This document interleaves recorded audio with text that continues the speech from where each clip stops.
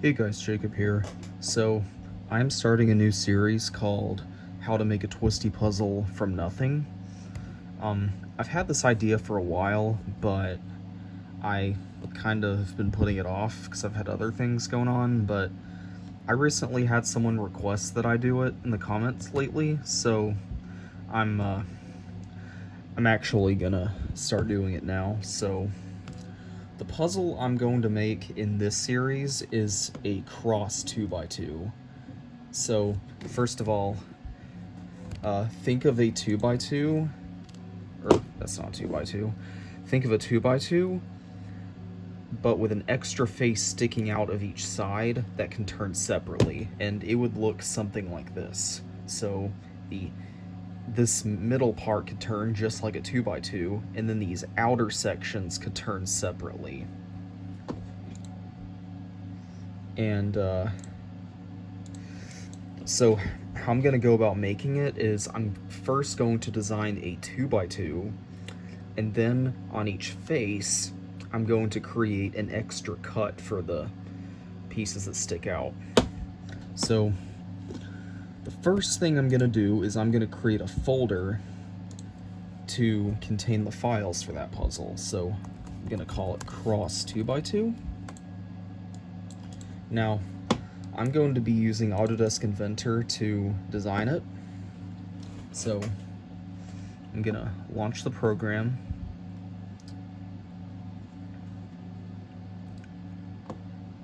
And then once everything's loaded, I'm going to start a new part file. And then now we have a new part document open. So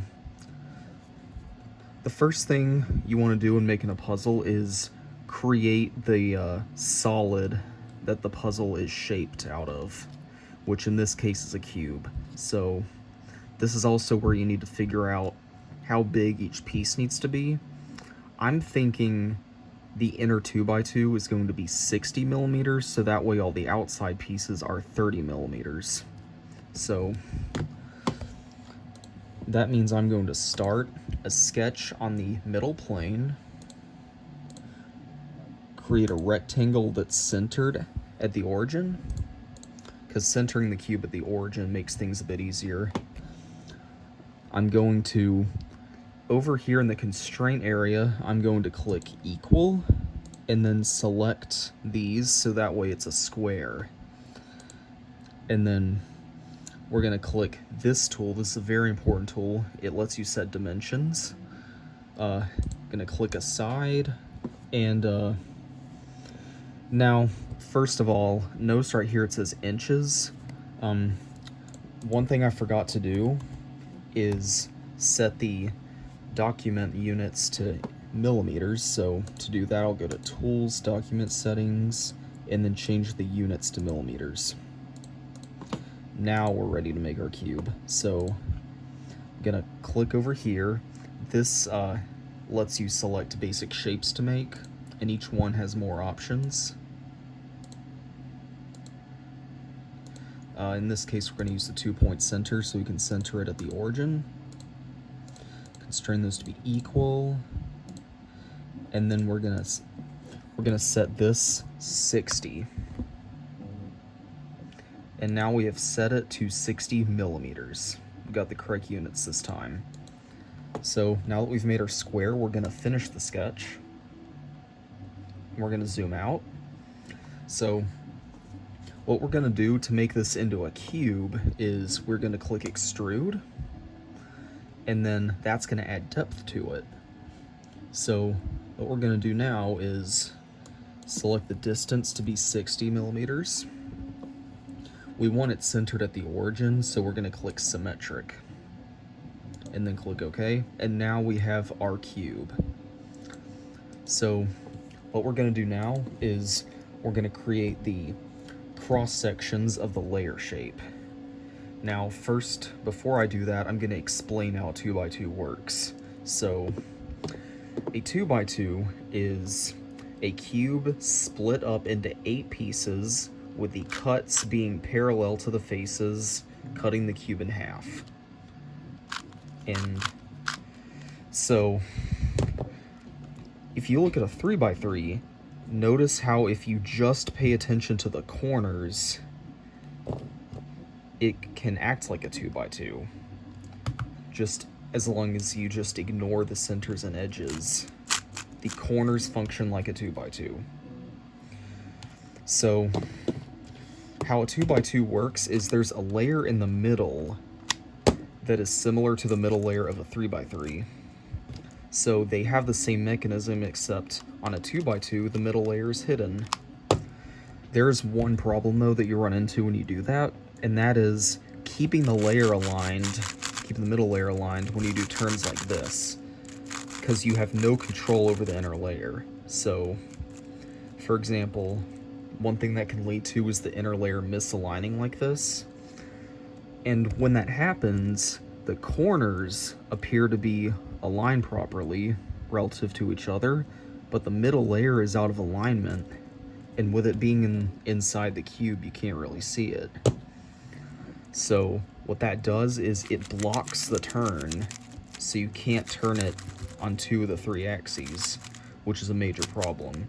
So to overcome that, you need to find a way to keep the middle layer aligned, and the conventional way of doing that is fusing the 3 of the internal edges in place. The way I'm going to do it is I'm going to fuse them to neighboring centers. So for example, these 2 would be fused, these 2 would be fused, and these 2 would be fused. That way, the corner inside them would be locked in place, and then the other 7 corners would move around them. That would keep the inner layer in alignment. So, with that said, let's start making the cross-section. So to do that, what I'm first going to do is I'm going to turn visibility off so we can see what we're doing better. Then we're going to click over here in origin on the left. We got 3 planes to choose from that are coincident with the origin. So what we're going to want to do is click sketch and then select, let's do the XY plane first. We can collapse that. What we're going to want to do is create another 60mm square, because that is the central cross-section of the cube. And then now we're going to start making the shape of the layers. So with even layered cubes, I find it's easier to make the middle layer first. And I'm going to do a spherical design, which means I'm going to be using arcs. So first I'm going to set the radius of this arc. I'm going to set it to 27mm, because if I were to make it 30, it'd be tangent with the top of the cube, but we want to leave some space. So I think 27 is a pretty safe bet.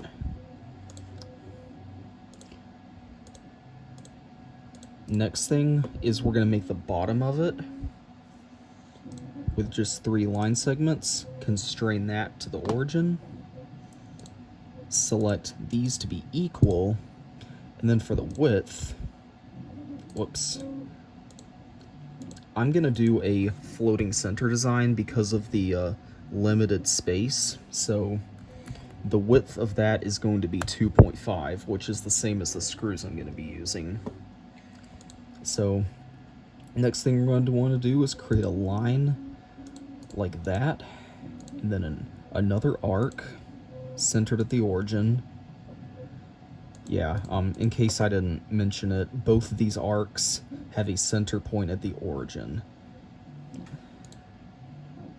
Constrain those endpoints to be coincident. Notice this constraint right here is very useful. It allows you to constrain points to lines or to each other. We're going to constrain this line to be coincident with the origin. And then we're going to create a little line right here. And then we're going to click the endpoint of that line and select it to lie on this arc, because this line right here is going to act as the boundary between this half of the cube and this half. So what we're going to want to do now is, well, actually, we should start setting some dimensions.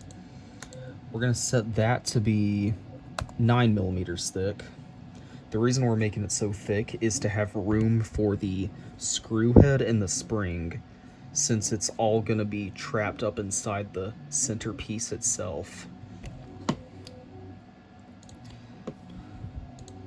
So, we're going to create another arc right here, and then a line segment to connect them. And now we have a closed shape. So what we're going to want to do is constrain that, and then we're going to set this angle to be, let's do 25 degrees. That leaves plenty of room for the corner, as well as plenty of grip under here. And then we're going to set that over here as well. Now, we could just type in 25 again, but what I like to do is, if I click on this dimension, see right here it says D7, that's the name of this dimension. You can set dimensions as other dimensions. So instead of 25, we can type D7, and it sets it equal to this one. So what's the advantage of doing that is, if you change this one, since they're set to be equal to each other, the other one changes with it. So that way, if you want to adjust this angle, you don't have to do it twice. That's just a little tip you can use to save some time. So this shape right here is the cross section of the hidden internal layer. So all we have to do for the outer layer is create a line going through here, because this region right here is the cross section of the outside layer. Now, with that said, we're going to exit sketch and turn the visibility back on. Now, what we're going to want to do is, first of all, if I click revolve and then intersect, notice how it creates a cylinder and not a square. The reason is because because this is acting as a radius, we're not clearing the outside corner of the cube. So to fix that, what we're going to want to do is go back into the sketch. Whoops. Go back into the sketch, and then we're just going to extend this region higher.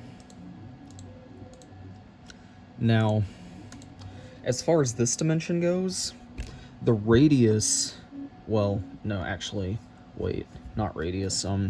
So because of the Pythagorean theorem, the ratio of this distance to this distance has to be the square root of 2 or bigger in order to clear the corner. So the square root of 2 is approximately 1.4. So I like to do 1.5 because it's easier to work with. So since this is 30 millimeters, this, I'm gonna make it 45. And what that does is, now, as you can see, we get the whole cube, or I guess half of it. But yeah, that is why when you're making these cross sections, you want to extend the region so that way you get the whole cube. So this is going to be everything we need for the first cross section, but we're not done yet. We need to do that 2 more times from different angles.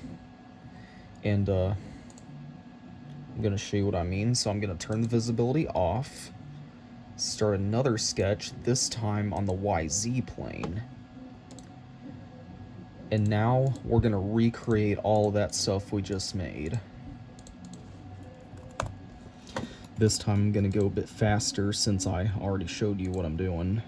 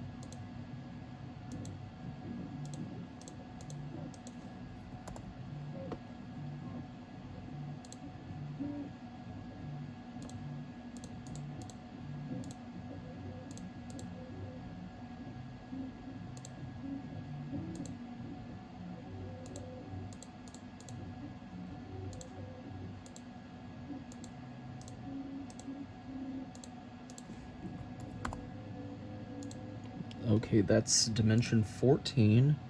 So we're going to set this as dimension 14. Whoops, almost forgot to constrain that. There we go.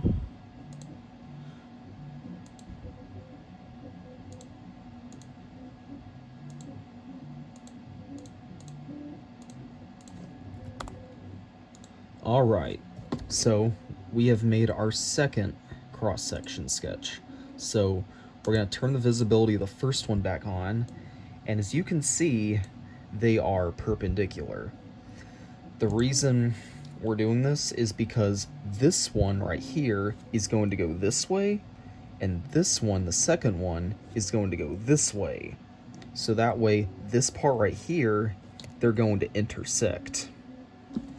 Because what a piece of a cube really is, it's the intersection of 3 different layers. So this is a corner piece of a 3x3, and what a corner piece really is, it's the intersection of 3 outer layers. So, as you can see, it's got cross-section this way, and this way. So that is the basic concept behind what we're doing. So we're gonna turn the visibility off, and we're gonna create our last one. So we're gonna do this one also on the YZ plane, except this time we're gonna turn our thing over.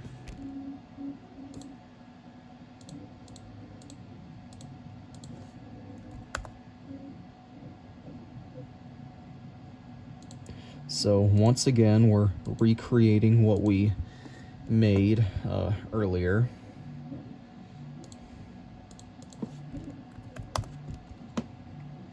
Now this part is a bit tedious. As you can see, it's quite time consuming. But I promise the next phase of the design process will be a lot more fun and less time consuming. But the purpose of this series is to show you in depth the whole process of how my puzzles go from ideas to real puzzles that work. Whoops.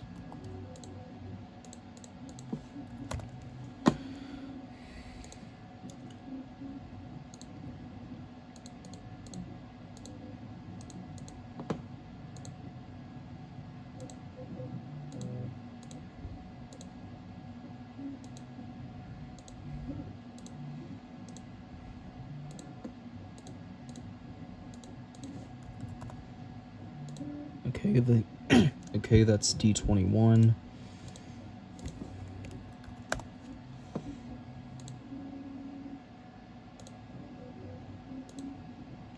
And after I'm done making this cross-section, I'm gonna wrap up the video because we have been going for almost 20 minutes now. And I'm gonna be breaking this up into multiple sections anyway. So, there we have it. I'm going to turn the visibility of the other two back on. So as you can see, when these two intersect, you're gonna get these two pieces, and then this third one is going to go this way and intersect. It's gonna isolate just this one. So yeah, so yeah, that's basically how corner pieces are designed. And so yeah, this is going to conclude this section of the tutorial, and in the next section I will be actually making the pieces. So thanks for watching, and I'll see you in the next video.